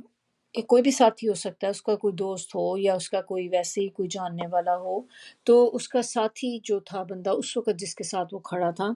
تو اس سے یہ گفتگو کر رہا تھا. اور گفتگو کرتے ہوئے کہتا ہے، اس بندے کو کہتا ہے کہ میں تم سے زیادہ مالدار ہوں اور میں تم سے زیادہ طاقتور ہوں نفری کے لحاظ سے. نفری کیا ہوتی ہے؟ نفری ہم کہتے ہیں، نفری ایک گروپ ہوتا ہے، بڑا سا ایک گروپ ہوتا ہے. نفری کہتے ہیں پولیس کی نفری ہو گئی، فوج کی نفری ہو گئی. تو یہ جو نفری ہوتی ہے it's a group of people. تو نفری جو ہوتی ہے یہ آپ کی اولاد کی صورت میں بھی ہو سکتی ہے، آپ کے دوستوں کی صورت میں بھی ہو سکتی ہے، آپ کے رشتہ داروں کی صورت میں بھی ہو سکتی ہے. تو you could have a big group, any thing, کسی بھی چیز کا، کوئی بھی لوگوں کا گروپ ہو سکتا ہے آپ کا. ثمرہ جو ہے یہاں پہ ثمرن ورڈ یوز ہوا ہے. ثمرن جو ہے یہ جمع ہے ثمرہ کی. ثمرہ کہتے ہیں کسی بھی چیز کا پھل. اور پھل کیا ہوتا ہے؟ کسی بھی چیز کا پھل ہمیں ملا، بڑا میٹھا پھل ملتا ہے جب آپ نیک عمل کرتے ہیں یا جتنی محنت کرتے ہیں اس کا اتنا ہی پھل میٹھا ہوتا ہے. تو وہ پھل یعنی کہ اس کا رزلٹ، اینڈ رزلٹ. اسی سے یہ اس میں پیداوار کا ورڈ بھی آ جاتا ہے. کسی بھی چیز پیداوار جو ہوتی ہے کہ وہ کتنی، اینڈ پہ آپ نے بیج بویا،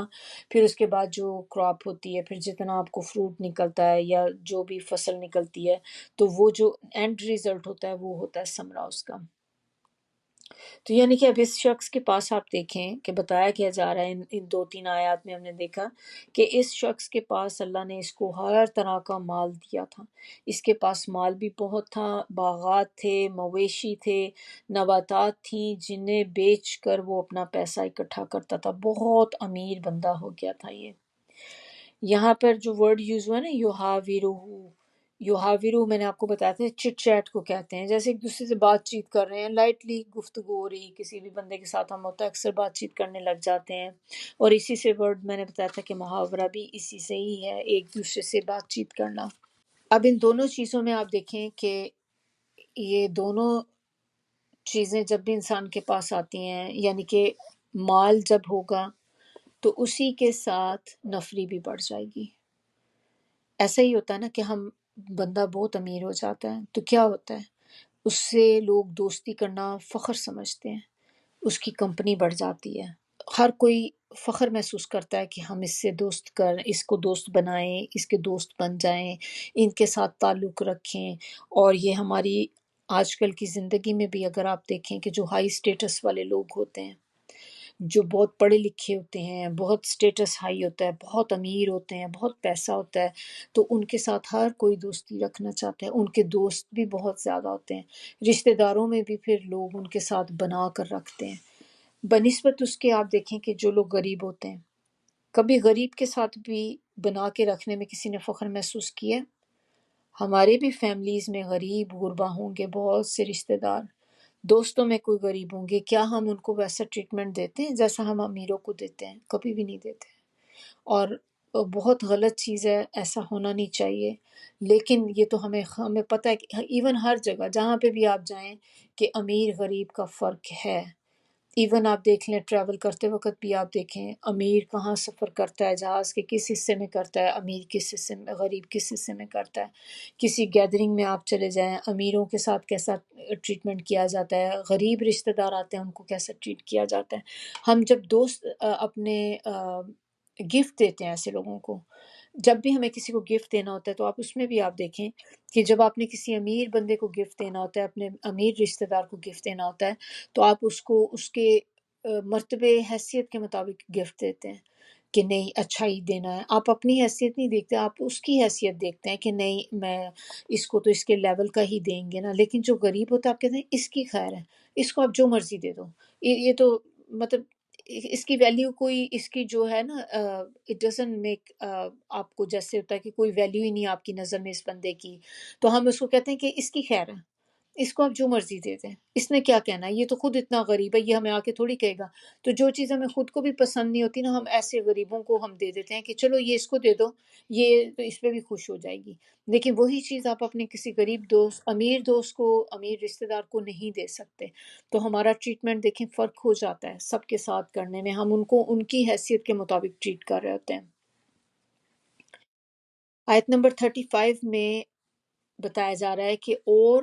یہ باتیں کرتے کرتے، یعنی کہ وہ یہ آپس میں یہ باتیں کر رہے تھے، وہ اپنے بڑائیاں بتا رہا تھا، کرتے کرتے وہ اپنے باغ کے قریب آ گیا بندہ. تو جب باغ کے قریب آئے، باغ میں داخل ہوا،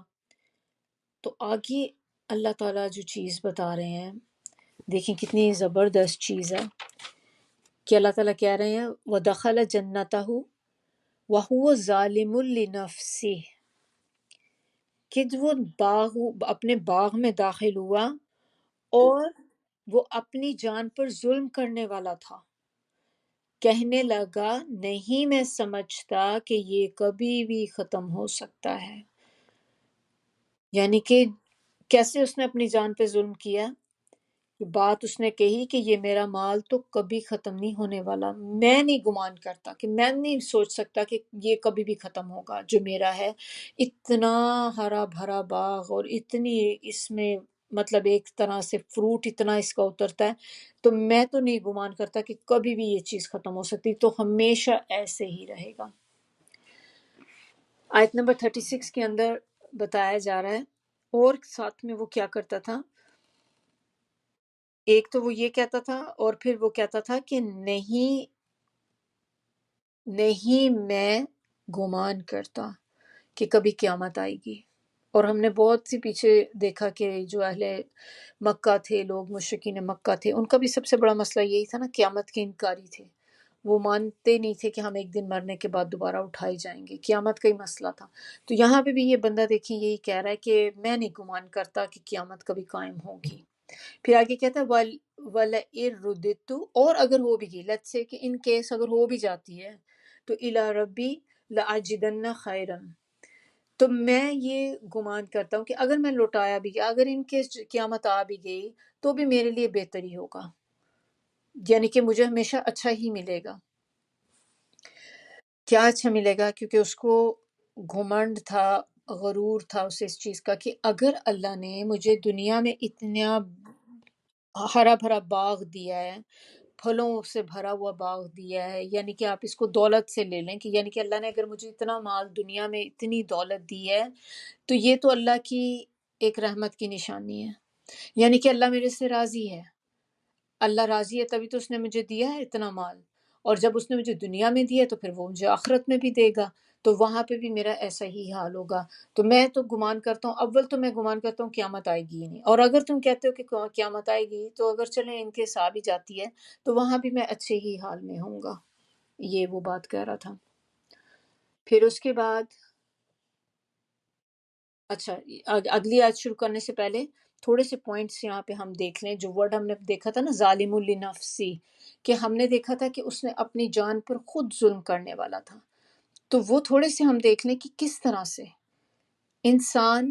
اپنے نفس کے ساتھ ظلم کیسے کرتا ہے۔ خود بھی کبھی انسان اپنے آپ پہ ظلم کرتا ہے، ہم تو ہمیشہ یہ کہتے ہیں دوسرے نے ظلم کر دیا، میرے ساتھ بڑا ظلم ہو گیا، اس بڑی زیادتی ہو گئی، اس نے میرے ساتھ یہ کر دیا، اس نے یہ کر دیا۔ اب اللہ کے بارے میں بھی کبھی ہم بدگمان ہو جاتے ہیں، کوئی آزمائشیں آ جاتی ہیں، اللہ تعالیٰ نے میرے ساتھ بہت برا کیا ہے، میرے پہ بہت ظلم ہوا ہے، کسی کے ساتھ اتنی آزمائش نہیں آئی جتنی میرے ساتھ آتی ہے، ایسی چیزیں اکثر ناز باللہ ہم بات کر جاتے ہیں۔ اللہ تعالیٰ ہم سب کی مغفرت فرمائے کہ اس طرح کی چیزوں سے بچائیں۔ تو انسان ظلم اپنے نفس پہ کیسے کرتا ہے، تو اس بندے کا اگر دیکھیں کہ اس نے کیسے اپنے نفس کے ساتھ ظلم کیا ہے، پہلی چیز جو اس نے کہی کہ یہ اس اپنے جو صاحب کے ساتھ، اپنے دوست کے ساتھ یہ بات کر رہا تھا، تو اس نے اس کو کیا بولا تھا کہ میں تم سے زیادہ ہوں مال میں اور نفری میں، یعنی کہ آپ دوسرے کو اپنے سے نیچا کر رہے ہیں، اس کو پٹ ڈاؤن کر رہے ہیں، اس کو تم اب کمپیریزن میں آ گیا کہ میرے پاس بہت زیادہ مال ہے اور تم مجھ سے نیچے ہو۔ پہلی چیز تو یہ آ گئی، یعنی کہ غرور آ گیا نا، اس میں تکبر آ گیا۔ دوسری چیز اس نے کیا کی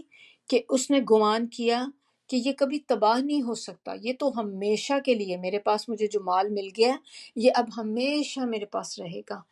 تیسری چیز اس نے کیا کی، قیامت کا انکار کیا کہ میرا نہیں خیال کہ قیامت کبھی آئے گی، میں نہیں سوچتا، میں گمان نہیں کرتا کہ قیامت آئے گی ایک دن، اور اگر آ بھی گئی تو پھر میں تو وہاں بھی اچھے ہی حال میں ہوں گا۔ یہ ساری چیزیں تھیں جس کو کر کے انسان اپنے ساتھ، اپنے نفس کے ساتھ ظلم کرتا ہے۔ اللہ تعالیٰ نے اس کے بارے میں کہا ہے ظالم لنفسی، تو یہ صرف اس بندے کی بات نہیں ہے، جو بھی یہ کام کرے گا دنیا میں وہ اپنے نفس کے ساتھ ظلم کرے گا۔ اگر ہم بھی یہ اس طرح کی چیزیں کرتے ہیں کہ ہم بھی ایسی ہی، ہم اکثر اگر اللہ تعالیٰ نے ہمیں کسی چیز میں اوپر رکھا ہے تو ہم اپنے سے نیچے والے بندے کو حقارت سے دیکھیں، یا ہمارے دل میں کبھی بھی خیال آئے کہ یہ تو مجھ سے بہت چھوٹی، میں اس کے ساتھ کیوں بیٹھوں، میں اس کے ساتھ بیٹھ کے کھانا پسند نہیں کرتی، یہ غریب ہے، اسمیل آ رہی ہے اس سے، میں نے اس کے ساتھ نہیں بیٹھنا ورنہ میری لوگوں میں بھی میری عزت کم ہو جائے گی کہ میں ایسے لوگوں میں اٹھتی بیٹھتی ہوں۔ ایسی دوستوں کے ساتھ آپ اٹھنا بیٹھنا پسند نہیں کرتے جو غریب ہوتے ہیں۔ تو جو غرور جو بھی کوئی کرے گا تو اپنے نفس کے ساتھ ظلم کرے گا۔ اسی طرح جب ہم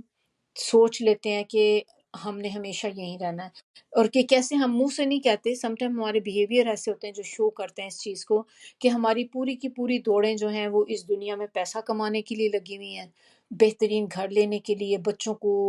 بڑی اچھی اچھی یونیورسٹیز میں بھیجنے کے لیے، نام والی یونیورسٹیز میں بھیجنے کے لیے ہماری کوششیں لگی ہیں، اور کس لیے؟ صرف تاکہ خاندان میں میرا نام ہو،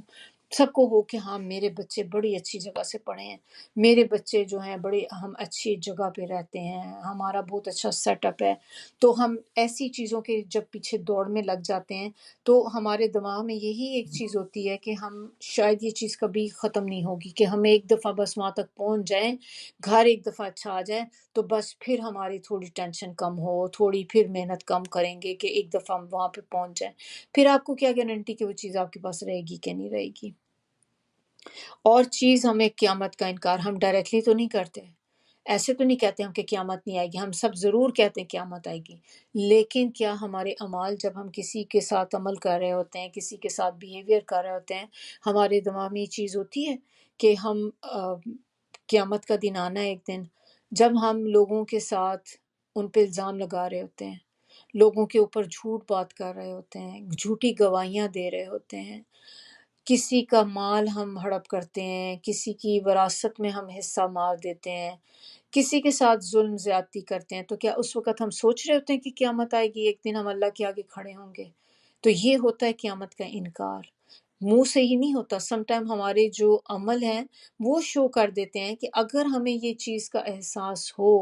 کہ ایک دن قیامت آئے گی، ایک دن مجھے اپنے رب کے آگے کھڑا ہونا ہے، ایک دن مجھے اپنے رب کے آگے کھڑا ہو کر اس چیز کا جواب دینا ہے جو میں اب کر رہی ہوں۔ میں اس وقت تو اس کے خلاف جھوٹی گواہی دے رہی ہوں، میں اس وقت اس بندی کے اگینسٹ بات کر رہی ہوں، اس پہ تہمت لگا رہی ہوں یا اس کے اوپر جھوٹی بات کہہ رہی ہوں، لیکن مجھے اپنے اللہ کے آگے اس چیز کا جواب دینا پڑے گا۔ یہ چیز ہوتی قیامت کا انکار، کہ اگر آپ کے دل میں ڈر ہوگا اس دن کا تو آپ کبھی بھی غلط کام کر ہی نہیں سکیں گے، کیونکہ آپ کو ہر وقت یہ احساس ہوگا دل میں، نہیں میں نہیں کر سکتی، میں اس وقت تھوڑی دیر کے لیے اپنی ماں بہن کسی کو خوش کرنے کے لیے اپنی بھابھی کے ساتھ ایسے نہیں کر سکتی، یا میں اپنی دوست کو خوش کرنے کے لیے فلاں کے ساتھ یہ نہیں کر سکتی، مجھے آخر ایک دن اللہ کے سامنے اپنے اس عمل کا جواب دینا ہے۔ تو یہ وہ چیزیں ہیں جو کرنے کے بعد انسان اپنے خود اپنی جان کے اوپر جو ہے ظلم کرتا ہے۔ ان سب کرنے کے باوجود ایک چیز اگر آپ نے نوٹ کی ہو اس میں، کہ وہ بندہ اس چیز کا انکاری نہیں تھا کہ رب ایک ہے، اللہ کا انکاری نہیں تھا، وہ اللہ کو مانتا تھا، اسے یہ پتہ ہے کہ ایک رب ہے، لیکن کیونکہ اس نے جو یہ بولا تھا نا کہ البتہ اگر میں، چلیں اگر میں لوٹایا بھی گیا، فرض کریں قیامت آ بھی جاتی ہے، تو میں اپنے پروردگار کی طرف سے اچھے کی امید کرتا ہوں کہ یہاں پہ مجھے اچھا ملا تو وہاں بھی ملے گا، یعنی کہ اس کو یہ یقین ہے کہ ایک رب ہے، رب کا انکاری نہیں تھا۔ تو میں آپ کو کیوں اس چیز پہ فوکس کرا رہی ہوں کہ ہم بھی اللہ کے انکاری تو نہیں ہوتے نا، ہم سب کہتے ہیں کہ نعوذ باللہ، ظاہر ہے ہم کوئی مشرک تھوڑی ہیں، ہم تو اللہ پہ یقین رکھتے ہیں، ہاں ایک اللہ ہے، لیکن کیا ہم باقی چیزوں کو بھی پورا کرتے ہیں؟ اللہ پہ تو وہ بندہ بھی کہتا تھا، لیکن ہم بھی یہی کہتے ہیں کہ ہم اللہ پہ مانتے ہیں، اللہ پہ ایمان لاتے ہیں، اللہ کو ہم مانتے ہیں کہ ایک اللہ ہے، لیکن ہم بھی اس کے باوجود غرور بھی کر رہے ہوتے ہیں، چیزوں پہ اپنے آپ کو ہم دوسروں سے سپیریئر سمجھتے ہیں، دوسرے کو ہم انفیریئر کہتے ہیں، اور ہم جو ہیں ہم بھی یہی گمان کرتے ہیں کہ یہ نعمتیں ہمیشہ ہمارے پاس رہیں گی، قیامت کا انکار ہم کر رہے ہوتے ہیں، تو لیکن ہم ساتھ ساتھ اللہ کو تو مان رہے ہیں۔ تو یہ چیزیں ہمارے لیے آئی اوپننگ چیزیں ہیں کہ ان کو دیکھ کر ہم سوچیں کہ یہ میں تو نہیں کہیں ان میں سے جو اپنے نفس کے اوپر ظلم کر رہی ہوں ساتھ خود ہی۔ پھر آیت نمبر 37 میں اب جس شخص کو یہ نیچا دکھا رہا تھا اپنے دوست کو، وہ دوست اب اس کو کہتا ہے، اب دوست اس باغ والے بندے سے کہتا ہے کہ کیا تم انکار کرتے ہو اس ہستی سے جس نے تمہیں مٹی سے پیدا کیا؟ اب مٹی سے پیدا کرنا جو یہ بیسیکلی آدم علیہ السلام کی بات ہو رہی کہ آدم علیہ السلام کی طرف اشارہ ہے، کیونکہ اللہ نے انہی کو مٹی سے پیدا کیا تھا۔ پھر نطفے سے، اور نطفے سے جو ہے آدم علیہ السلام کی نسل جو تھی ساری وہ آگے نطفے سے چلی. تو وہ بندہ اس کو سمجھانے کی کوشش کر رہا ہے کہ کیا تم اس رب کے انکاری ہو، اس رب کو جھٹلاتے ہو جس نے تمہیں مٹی سے اور نطفے سے پیدا کیا، پھر تمہیں پورا کا پورا ایک مکمل انسان بنایا، مکمل مرد کی صورت میں تمہیں بنایا. تم اس رب کے ناشکری کرتے ہو. تم کیسے اس رب کی ناشکری کر سکتے ہو جس نے تمہیں پیدا کیا اور اتنی ساری نعمتیں تمہیں دی. پھر آیت نمبر 38 میں وہی شخص جو دوست ہے جو اس کو سمجھا رہا ہے وہ اپنا اب کہتا ہے میں تو یہ کہتا ہوں، یعنی کہ آیت نمبر ہے 37. تو 37 میں آپ دیکھیں وہ کیا بتا رہا ہے، لکنہ هو اللہ ربی، بلکہ میں تو یہ کہتا ہوں کہ میرا رب اللہ ہے، ولا اشرک بربی احدا، اور نہیں میں شریک ٹھہراتا رب کے ساتھ کسی ایک کو بھی. کتنی خوبصورت دیکھیں بات اس نے اس کو کہی کہ میں، حالانکہ یہ اس سے مال و دولت میں بہت کم تھا، غریب تھا بندہ، لیکن اس کا آپ ایمان دیکھیں، اس کا اللہ پر جو توکل دیکھیں، اللہ پر اس کا جو مانتا، کس لیول پہ اللہ کو مانتا تھا کہ میرا رب اللہ ہے اور میں اللہ کے ساتھ کسی کو شریک نہیں ٹھہراتا. وہی میرا پروردگار، وہ میرا مالک، وہ میرا آقا، اور میں اسی کا فرما بردار ہوں. وہی میرے نفع نقصان کا مالک ہے اور اللہ کے علاوہ کوئی بھی مددگار نہیں. پھر آیت نمبر 39 میں اس نے اپنے اسی دوست کو بولا جو مغرور دوست تھا، پراؤڈی دوست تھا اس کا، اس کو کہتا ہے کہ کیوں نہیں تم نے کہا جب تم اپنے باغ میں داخل ہوئے، ما شاء اللہ، نہیں کوئی قوت مگر اللہ کے ساتھ. یعنی کہ چاہیے تمہیں یہ تھا کہ جب تم اپنے باغ میں داخل ہوتے اور تم اپنے باغ کی جو اس کو دیکھتے تھے، اپنے باغ کو تم نے دیکھا، دیکھ دیکھ کے تم خوش ہوتے تھے کہ کیا باغ ہے، کتنا خوبصورت باغ ہے میرا پاس بھرا ہوا، اسی وقت تمہیں کہنا چاہیے تھا کہ ماشاء اللہ لا قوت الا باللہ، یہ تمہیں کہنا چاہیے تھا. تو اس سے ہمیں دیکھیں کیا پتہ چلتا ہے کہ جب بھی ہمیں کوئی نعمت ملے، اللہ کی طرف سے کوئی بھی نعمت جو ہمیں ملتی ہے، تو ہمیں اس وقت ساتھ ہی یہ پڑھنا چاہیے، ماشاء اللہ لا قوت الا باللہ. اس کے پڑھنے کے کیا فائدے ہوں گے کہ ایک تو جو بندہ جب بھی نعمت ملتی وہ ساتھ یہ کہہ دیتا ہے، تو یہ ایک طرح سے اللہ کا شکر ادا کرنا ہے